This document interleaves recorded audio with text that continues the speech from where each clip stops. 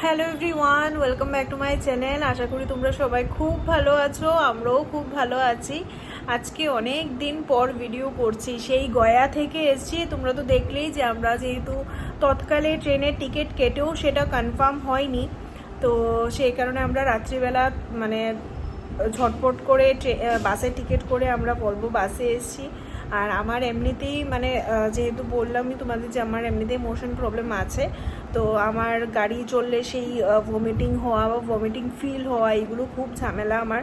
তো যাই হোক, ভমিটিং তো হয়নি সেদিন, মানে সেই ভমিটিংয়ের ওষুধ টষুধ খেয়ে উঠেছি, কোনো অসুবিধা হয়নি। কিন্তু পরের দিন অফিসে এসে মানে যেহেতু এসেই আবার সেই সারাদিন অফিস ছিল, প্রচণ্ড শরীর খারাপ হয়ে গেছিলো, তো এই কারণে কয়েকদিন আর ভিডিও করা হয়নি। যাই হোক, আজকে হলো বৃহস্পতিবার, আমরা ফিরেছি সোমবারে সকালবেলা। আজকে বৃহস্পতিবার, আজকে ফাইনালি ভিডিও করছি। আজকে ভিডিও করছি মানে এই কারণে, কারণ আজকে বাড়িতে পুরোপুরি আমি একা। আমরা বৃহস্পতিবারে সোমবারে এসছি, তারপরে মঙ্গলবারেই বিক্রমের বেরোনোর কথা ছিল অফিসের কাজে, বাট মঙ্গলবারে বেরোয়নি, ও বুধবারে মানে গতকালকে ও বেরিয়েছে, আউট অফ সিটি আছে, ও গেছে অফিসের কাজে। আর আজকে সকালবেলা শাশুড়ি মা আবার গেছে শাশুড়ি মায়ের কাকার বাড়িতে। তো যাই হোক, এই কারণে ওনার আসার কথা ছিল। অ্যাকচুয়ালি আমি অফিসে বেরোনোর সময় আমি শাশুড়ি মাকে ক্যাব বুক করে দিয়েছিলাম, তো আমরা একসঙ্গেই বেরিয়েছি। আমি যখন উনি ক্যাবে উঠে গেছে তারপরে আমি অফিসে গেছি।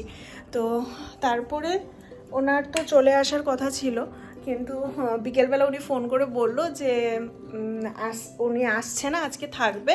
কারণ ওইখানে মানে শাশুড়ি মায়ের যে কাকিমা আছে, মানে ওই দিদা, তো ওরা খুব বেশি বলছে থাকার জন্য। তো আমি বললাম ঠিক আছে, কোনো অসুবিধা নেই, তুমি থেকে আসো। এমনিতেও তো বিক্রম, আমি যখন একা থাকি বাড়িতে, বিক্রম যখন থাকে না, তখন তো আমাকে একাই থাকতে হয়, তো আমার কোনো অসুবিধা হয় না, আমি একা থাকার অভ্যাস আছে। তো যাই হোক, বাড়িতে এসেছি অনেকক্ষণ হয়েছে, 7:30টার সময় বাড়িতে এসেছি, এখন ঘড়িতে বাজে 7:56। প্রায় আধ ঘন্টা ধরে দেখতে পাচ্ছ ফ্যান চলছে, ফ্যান অন করে বসে আছি। গরম মানে সেই ডিসেম্বরের, আজকে হলো 18 তারিখ, কিন্তু কেউ বলবে না যে ঠান্ডার সিজন চলছে। হেঁটে এসছি একটু জায়গা, সেই পুরো গরমে আমি একদম অবস্থা খারাপ, এসেই ফ্যানটা অন করে বসেছি।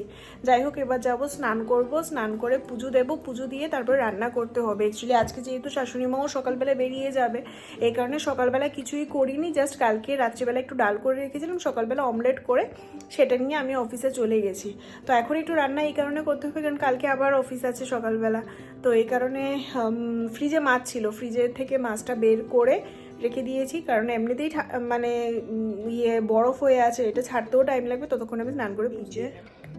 এইদিকে আমি এসেই আগে ফ্রিজ থেকে মাছটা বের করে দিয়েছি। এখানে আছে মাছ, চিংড়ি মাছও আছে, কিন্তু আমি এই মাছটাই রান্না করি। প্রায় 1.5 মাস পর হয়তো আমি নিজের ঘরে নিজের হাতে রান্না করছি, প্রায় 1.5 মাস পর।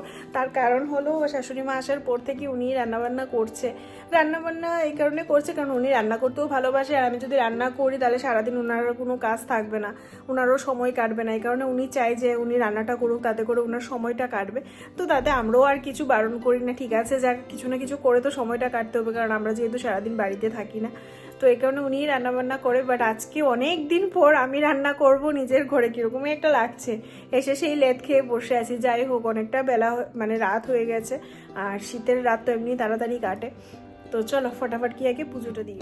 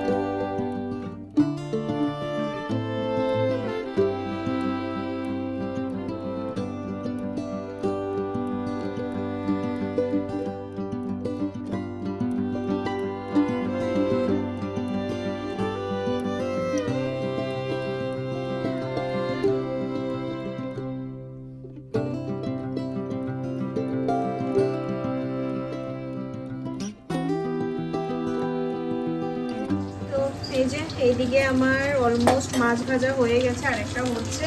আর রান্না করবো ফুলকপি আলু দিয়ে, তাই ফুলকপি আর আলুটা একটু নুন দিয়ে সেদ্ধ করে নিচ্ছি, যাতে ফুলকপির মধ্যে যদি কোনো পোকা টোকা থাকে সেগুলো বেরিয়ে যাবে। তো অলমোস্ট সেদ্ধ একটু জাস্ট একটু গরম জলে ভাপ দিয়ে নিচ্ছি, পুরোপুরি সেদ্ধও করবো না কারণ এগুলোকে ভাজতে হবে। তো আজকে আমি অ্যাকচুয়ালি রান্না করছি দুটো আইটেম, কারণ অনেক দিন পরে রান্না করার সুযোগ পেয়েছি, তাই আজকে দুটো আইটেম রান্না করছি। ফুলকপি আলু দিয়ে মাছের ঝোল, যেটা তোমাদের বলেই দিয়েছি, ফুলকপি আলুটাও একটু সেদ্ধ হয়ে গেছে, এবার ভাজতে বসিয়ে দিয়েছি, মাছ ভাজা হয়ে গেছে। আরেকটা জিনিস বানাচ্ছি যেটা হলো শুটকি মাছ, চন্দনা শুটকি আলু আর টমেটো দিয়ে। কত দিন যাবত আমার ইচ্ছে করছে, মানে মায়ের হাতের খেতেই বেসিক্যালি ইচ্ছে করছিল, বাট মাকে আর কোথায় পাবো। তো মায়ের কাছ থেকে রেসিপিটা জেনে নিলাম, রেসিপিটা আমি জানতাম তাও আর একটু কনফার্ম হয়ে নিলাম আস্তে আস্তে মায়ের কাছ থেকে। প্রচণ্ড ইচ্ছে করছিল সেই শুটকি মাছ খেতে, মানে খাওয়ার, চন্দনা শুটকি আলু টমেটো দিয়ে একটু ঝোল। তো এটা বানাচ্ছি, আর ফুলকপি আলু দিয়ে মাছের ঝোল। তো একটু বেশি করেই রান্না করে রাখছি কালকে সকালবেলা। আর কালকে যেহেতু শুক্রবার, তো শাশুড়ি মা আস্তে আস্তে তো নিশ্চয়ই সন্ধে হয়ে যাবে, তো উনি এসে আবার সেই রাত্রেবেলা রান্নাবান্না করবে পরের দিন আবার শনিবার, তাই একেবারে একটু বাড়িয়ে রান্না করে রেখে দিচ্ছি। কালকে উনি এলে তারপরে আর রান্না করতে হবে না ওনাকে, যেগুলো আছে সেগুলো আমি তো আজকে রাত্রে আর অল্প একটু খাবো, কালকে সকালবেলা অফিসে, আর কালকে রাতের জন্য হয়ে যাবে। পরশুদিন তো শনিবার, আর তাছাড়া পরশুদিন শনিবার আবার বিক্রমও ফিরছে, তারপর আবার আমাদের ঘুরতে যাওয়ারও একটু প্ল্যান আছে। তো চলো আস্তে আস্তে তোমরা সবগুলোই ব্লগ দেখতে থাকো, ফলো করতে থাকো, আস্তে আস্তে সব জানতে পারবে। চলো ফটাফট রান্নাটা করে নিই, অনেকদিন পরে রান্না করছি তো ভালো লাগছে। আর কদিন পরে যখন শাশুড়ি মা চলে যাবে, রোজ রান্না করতে হবে, তখন আর ভালো লাগবে না। সব কিছুই আমি অল্প অল্প করছি। চন্দনা শুটকি এখানে ভাজতে বসিয়ে দিয়েছি, এটাও জাস্ট 4 পিসই আমি ভাজছি এখানে, কারণ খুব বেশি তো করে লাভ নেই, দুজন মানুষ, আর উনি তো এলেও শুধু রাত্রেবেলাই জাস্ট খাবে, তাই এখানে 4 পিস চন্দনা শুটকি ভাজছি। চন্দনা শুটকিটা করবো আলু আর টমেটো দিয়ে, তাই এর আলুটাও ভেজে নিচ্ছে, আলুটা অলমোস্ট ভাজা হয়েই গেছে আমার, দেখো একটু পুরোও গেছে। তো টমেটো আলু দিয়ে করবো এটা, আর এখানে মাছও 4 পিস।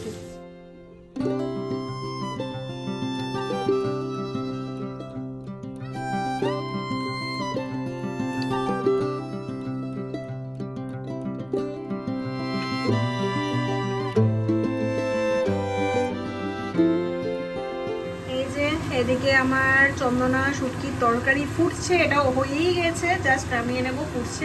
কালারটা কি সুন্দর এসছে, যা সুন্দর গন্ধ বেরোচ্ছে, মানে আমার এখনই খিদে পেয়ে যাচ্ছে। আর এইদিকে আমার ফুলকপি আলু মাছের ঝোলের মশলা বসানো। মাছের ঝোলটার জন্য আমি খুব বেশি এক্সাইটেড না, আমার শুটকি মাছের গন্ধটা এত সুন্দর নাকে আসছে না, মানে আমার প্রচণ্ড খিদে পেয়ে গেছে। রান্নাটা হবে ঝটপট, আর কোনো কথা নেই, আমি খাওয়া দাওয়া করবো, তারপরে তোমাদের সঙ্গে কথা বলবো। যাই হোক, রান্না অলমোস্ট কমপ্লিট, মাছের মশলাটাও কষানো হচ্ছে। তো এটা হয়ে গেলে ফুলকপি আলুগুলো দিয়ে দেবো, আর একটু নাড়াচাড়া করে বাস হয়ে যাবে।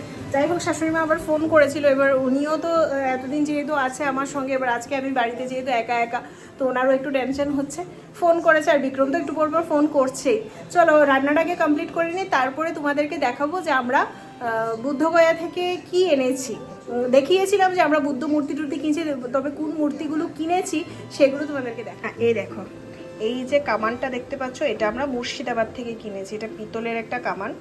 তো মুর্শিদাবাদ তো সবাই জানো, যেখানে পলাশি যুদ্ধ অনেক রিলেটেড ইতিহাসের অনেক কিছু আছে ওইখানে দেখার।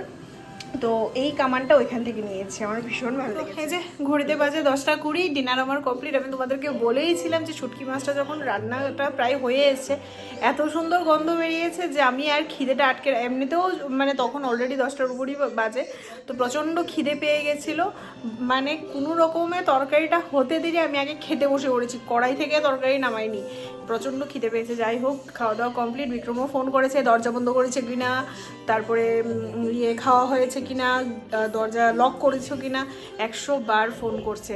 তো অবভিয়াসলি বাড়িতে নাই নেই যেহেতু, তাই তো একটু টেনশন। যাই হোক, টিভিটা আজকে সন্ধ্যাবেলা থেকে চালিয়ে রেখেছি, তার কারণ হলো যেহেতু ঘরে একা একা, অনেকদিন পর ঘরে একা, তো ওই কারণে ভাবলাম কি টিভিটা চালিয়ে রাখলে মনে হবে ঘরে অন্তত কেউ আছে। তো চলো, তোমাদেরকে বলেছিলাম যে আমরা থেকে বুদ্ধগয়া থেকে কি কিনেছি তোমাদেরকে দেখাবো, তো চলো সেটাই। তো এই হলো প্রথম জিনিসটা, যেটা বুদ্ধগয়া থেকে এনেছি। তোমাদেরকে দেখিয়েছিলাম যে বুদ্ধদেবের মূর্তি আমরা নিচ্ছি, তো এই ব্লু কালারটা আমার খুব পছন্দ হয়েছে, তো এই ঠাকুরটা আমি এনেছি, মানে এই মূর্তিটা আমি এনেছি। কি কি সুন্দর দেখো, অনেকটা বড়, বোঝা যাচ্ছে না, মানে আমি এইখানে এরকমভাবে করলে বুঝতে পারবে যে আমার হাতের থেকে অনেকটা বড়। যাই হোক, কেমন হয়েছে অবশ্যই জানিও। তো আমরা অ্যাকচুয়ালি সেম 4টে নিয়েছি, যেমনটা ওইখানেই তোমাদের বলেছিলাম যে একটা শাশুড়ি মায়ের জন্য, একটা দিদি ভাইয়ের জন্য, একটা আমাদের ঘরের জন্য, আর একটা নেওয়া হয়েছে আমার বোনের জন্য, রিম্পির জন্য। তো ওই কারণে 4টে নেওয়া হয়েছে সেম। এবার কালার একটু ডিফারেন্স, মানে কালারগুলো একটু আলাদা আলাদা আছে, ডিফারেন্স আছে। তো চলো দেখিয়ে দিই একবার কালার। এরকম বক্স করা, তো আমারটা ওদের 3টে বক্সেই রাখা আছে। আমারটা যেহেতু সাজিয়ে রেখেছি তাই আমারটা খুলে দিয়েছি। আর এখানে নিয়েছিলাম ফ্রিজ ম্যাগনেট, ফ্রিজ ম্যাগনেটটা খোলা হয়নি। আরেকটা জিনিস দেখিয়ে দিই, এটা আমার শাশুড়ি মা নিয়েছে দিদি ভাইয়ের মেয়ের জন্য। এটাও যদিও খেলনার জিনিস না, তাও ওনার ভালো লেগেছে, উনি নিয়েছে এটা দিদি ভাইয়ের মেয়ের জন্য। এই যে এই জিনিসটা, এটা খেলনার জিনিস না, এটা বৌদ্ধদেবের, মানে বুদ্ধিস্টরার যে মানে ইয়েগুলোতে, মনস্ট্রিগুলোতে যেরকম থাকে এরকম হাত দিয়ে দিয়ে ঘোরাতে হয়, এই একটা জিনিস। তো এটা খেলার জিনিস না, বাট এটা হয়তো কোনো পজিটিভিটিভ ব্যাপার, আমি ঠিক জানি না এটা। যাই হোক, এর গায়ের মধ্যে অনেক মন্ত্রতন্ত্র লেখা থাকে। তো এটা উনি নিয়েছে দিদি ভাইয়ের মেয়ের জন্য। তো এই হলো বাকি দুটো। তো এই হলো বাকি দুটো। এটা হলো একটা ব্ল্যাক কালারের মধ্যে, সেমই, জাস্ট কালারের ডিফারেন্স। এটা শাশুড়ি মা বলেছে শাশুড়ি মা ব্ল্যাক কালারটা নেবে, তো এটা নেওয়া হচ্ছে শাশুড়ি মায়ের জন্য। আর এইগুলো হলো মেরুন কালার, সেম দেখতে, শুধু কালারের ডিফারেন্স, মেরুন কালার। দুটো মেরুন কালার আছে, একটা আমার বোনের জন্য মানে রিম্পির জন্য, আর একটা আছে দিদি ভাইয়ের জন্য। যাই হোক, কেমন হয়েছে জানিও। মুখগুলো দেখো কি সুন্দর, বুদ্ধদেবের কি মিষ্টি,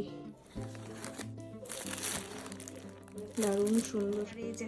এই ছোট্ট হাম্বুল দিস্তাটা, এটা আমার মায়ের জন্য নিয়েছি। এটা তোমাদেরকে ওইখানেই দেখিয়েছিলাম যে নিচ্ছি। এইটা নিয়েছে আমার মায়ের জন্য, কি কিউট। এটা খুব বেশি কিছু করা যাবে না, অন্তত চা খাওয়ার সময় চায়ের জন্য আদা এলাচি ওইগুলো মানে ইয়ে করা যাবে এর মধ্যে, খুব সুন্দর। তো এটা আমার মায়ের জন্য। তো চলো, এই হলো আমাদের টুকিটাকি কেনাকাটা। ওইখান থেকে তো কি আর কিনবো, সবই তো তোমাদেরকে দেখালাম, ওই বুদ্ধদেব রিলেটেডই জিনিসপত্র। তো আর খুব বেশি কিছু কেনাকাটা করিও নি, জাস্ট মূর্তিগুলো নেওয়ার খুব ইচ্ছে ছিল, তো এগুলোই নিলাম। আর এই বাস কিরকম লাগলো অবশ্যই জানিও। চলো এবার যাই, টিভিটা বন্ধ করি, ওই ঘরে যাই। আর ইয়ে করতে হবে, আমি বালিশের কভার বানানোর জন্য কালকে কাপড় কিনে এনেছিলাম অফিস থেকে আসার সময়। কালকে এসে বসে বসে একটা বানিয়েওছি। ওই বিক্রম বাড়িতে নেই তো, কারোর পেছনে লাগার মতো লোক নেই, তাই কালকে বাড়িতে এসে একটা বানিয়েছি। এই যে এই কাপড়গুলো, এখন বসে বসে আরেকটা বানাবো। খাওয়া দাওয়া হয়ে গেছে, এখন আরেকটা বানাবো। চলো, ঘড়িতে বাজে 11টা 5। সব কাজ কমপ্লিট করে তো বিছানায় চলে এসেছি। আর এই যে এসে এতগুলো কাপড় বসে বসে ভাঁজ করলাম। আর ফ্যানের আওয়াজ নিশ্চয়ই শুনতে পাচ্ছ। এই দেখো, আমার ঘরে এখনও ফ্যান চলছে, তার কারণ হলো যেহেতু দরজা জানলা সব কিছু বন্ধ। এবার ফ্যানটাও যদি অফ থাকে পুরো ঘর সাফোকেশন লাগে, যেটা আমার আর বিক্রম দুজনেরই প্রবলেম হয়। তাই ফ্যান চালিয়ে এই ব্ল্যাঙ্কেট গায়ে দিয়ে সুন্দর করে বসে গেছি। বসে না, এবার শুয়ে পড়বো। চলো, তোমাদের সঙ্গে আবার নেক্সট ভিডিওতে দেখা হবে। আজকে ছোট্ট একটা ভিডিও করেছি, যেহেতু খালি একা একা ছিলাম, সময়টাও একটু কাটলো, ভাবলাম তোমাদের সঙ্গে একটু গল্প করে নিই। যাই হোক, কেমন লাগলো অবশ্যই জানিও। যদি কিছুও ভালো লেগে থাকে তাহলে প্লিজ ছেড়ে যাওয়ার আগে অবশ্যই একটা লাইক কমেন্ট শেয়ার করে দিও। আর নতুন বন্ধুরা যারা এখনও চ্যানেলটিকে সাবস্ক্রাইব করোনি তারা প্লিজ চ্যানেলটিকে সাবস্ক্রাইব করো, পাশে থাকো। দেখা হচ্ছে নতুন একটা ভিডিও নিয়ে। ততক্ষণের জন্য সবাই ভালো থেকো, সুস্থ থেকো। Tata, good night.